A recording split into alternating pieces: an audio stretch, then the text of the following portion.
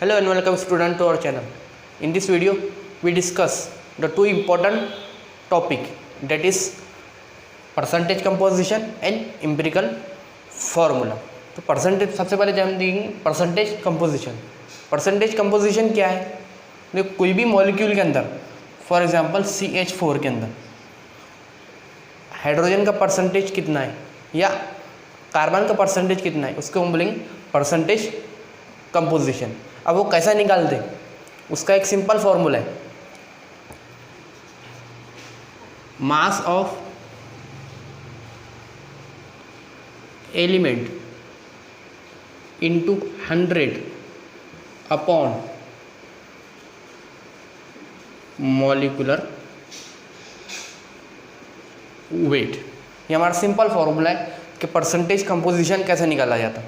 अब देखो mass of element, यहाँ पे देखो हाइड्रोजन क्या है, हाइड्रोजन का मास कितना है 1 और कितने हैं 4, तो कितने होगा 4 इंटू 100 अपॉन, अब मॉलिक्यूलर वेट ऑफ CH4 कितना हुआ 16, नीचे 16, तो ये कितना आएंगे, ये अप्रोक्सीमेटली 25.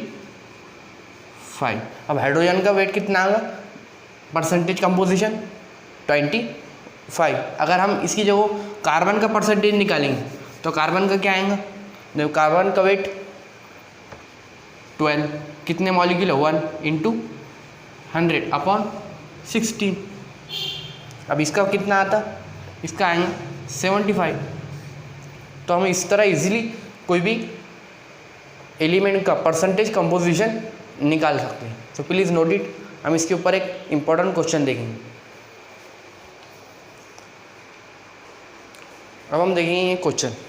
तो हमारा क्वेश्चन क्या है, find out oxygen composition in CH3COOH.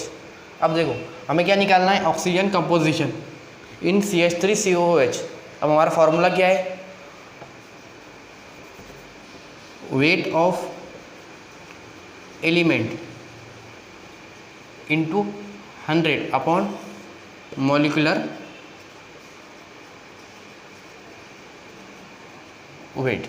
अब देखो वेट ऑफ एलिमेंट मतलब ऑक्सीजन का वेट कितना है कंपाउंड के अंदर. तो देखो यहाँ पे 2 ऑक्सीजन है, एक ऑक्सीजन कितना होता है 16, 2 ऑक्सीजन आएगा तो कितना हुआ 32. तो 32 इंटू 100 अपॉन मॉलिक्यूलर वेट कितना है इसका 60. अब देखो ये कितना हो जाएगा 20 अपॉन 60, ये आएगा अप्रोक्सीमेटली 51. तो 51% oxygen in CH3COOH by mass कितना आएंगे 51%. इस तरह आप कोई भी एलिमेंट का मॉलिक्यूल के अंदर परसेंटेज निकाल सकते हैं. अगर यहाँ पे CH3 का C का भी बोले, अगर यहाँ पे H का बोले तो आप इजीली निकाल सकते हैं फॉर्मूले से. So please note it. अब हम देखेंगे एम्पिरिकल फार्मूला. अब एम्पिरिकल फार्मूला क्या है, कोई भी मॉलिक्यूलर फार्मूला का शॉर्ट फॉर्म. देखो फॉर एग्जांपल एक फार्मूला है C2H4O2, ये फार्मूला है मॉलिक्यूलर फार्मूला. इसका अगर हम शॉर्ट फॉर्म करेंगे, मगर फॉर एग्जांपल इसका शॉर्ट फॉर्म कर लिया हमने CH2O. अब देखो दिखने में इसके ऐसी है मगर इसका शॉर्ट है. यहाँ पे C2 है मगर यहाँ पे 1 है, यहाँ पे C4 है, यहाँ पे 2 है, यहाँ पे 2 है, यहाँ पे 1 नीचे. इससे डिवाइड करें हमने 2 से. ऐसा शॉर्ट फॉर्म जो हमें बाद में वापस निकालते हैं. जैसा अगर हम यहाँ से इधर जाएंगे तो हम इसको डायरेक्ट 2 से मल्टीप्लाई कर देंगे तो कितना हो जाएगा C2H4O2. तो हमारा क्वेश्चन क्या आता है ज़्यादातर, क्या कोई परसेंटेज दिया हुआ है, अलग अलग एलिमेंट का परसेंटेज दिया हुआ है और उसका एम्पिरिकल फार्मूला निकालना है, वो कैसा निकालेंगे. तो हमारे पास क्वेश्चन है, कंपाउंड कंटेंट 4.7 हाइड्रोजन. देखो हाइड्रोजन कितना कंटेंट है 4.07 एंड 24 कार्बन एंड 72% क्लोरीन। अब यहाँ से हम कैसे निकाल सकेंगे एम्पिरिकल फार्मूला? तो देखो सिंपल फॉर्म है। अब सबसे पहले क्या करना, नंबर ऑफ मोल निकाले लेंगे। नंबर ऑफ मोल कैसे निकालेंगे? देखो हमारे पास नंबर ऑफ मोल का फॉर्मूला क्या था, given weight upon molecular weight. अब देखो यहाँ पे मॉलिक्यूलर वेट तो नहीं, हमारे पास एटॉमिक वेट है अलग अलग के, तो हम यहाँ पे क्या ले लेंगे, एटॉमिक वेट।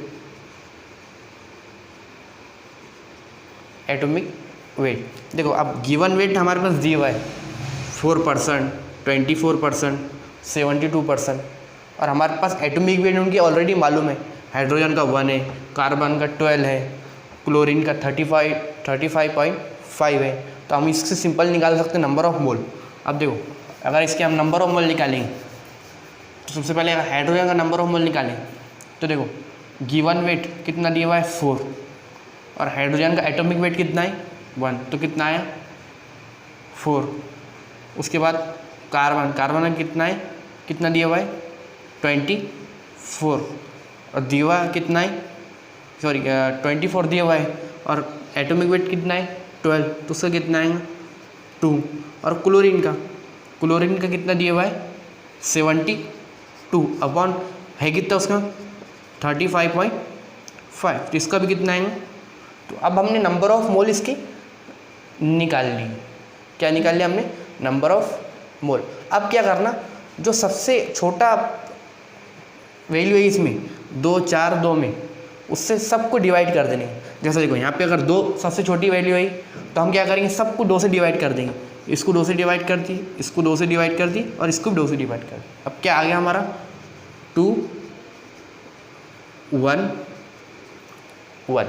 अब देखो H कितना आया 2, C कितना आया 1, देखो C 1, H 2 और Cl 1, तो हमारा क्या बना ही CH2Cl। हमारा क्या आ गया एम्पिरिकल फार्मूला, हमारा एम्पिरिकल फार्मूला आ गया। कितना सिंपल है। अब अगर एम्पिरिकल फार्मूले से अगर हमें मॉलिक्यूलर फार्मूला निकालना है, मैं इसका ओरिजिनल फार्मूला, तो हमारे पास क्या है उसका फार्मूला, देखो हमें निकालना पड़ता n। अगर हम n निकालेंगे तो इसको n से मल्टीप्लाई कर देंगे, तो हमारा क्या निकल जाएगा molecular formula. So please note it, हम मॉलिक्यूलर फार्मूला निकालेंगे इसका। अब देखो मॉलिक्यूलर फार्मूला निकालने के वास्ते हमें एक फार्मूला है, हमें n मालूम होना ज़रूरी है। अगर हमें n मालूम पड़ेगा तो हम एम्पिरिकल फार्मूले से डायरेक्ट n से मल्टीप्लाई कर देंगे। तो हम n कैसे निकालेंगे, तो n का सिंपल फार्मूला है molecular weight upon empirical weight. अब देखो मॉलिक्यूलर वेट आप देख सकते हैं कि मॉलिक्यूलर ऑलरेडी दिए हुआ है, मोलार मास यानी molecular weight of compound. Molecular weight of compound already दिया हुआ है 98, और एम्पिरिकल वेट जो हमने एम्पिरिकल फार्मूला निकाले, अब उसका वेट निकालेंगे तो हम कितना है 35 + 2 + 12, ये कितना आता 49।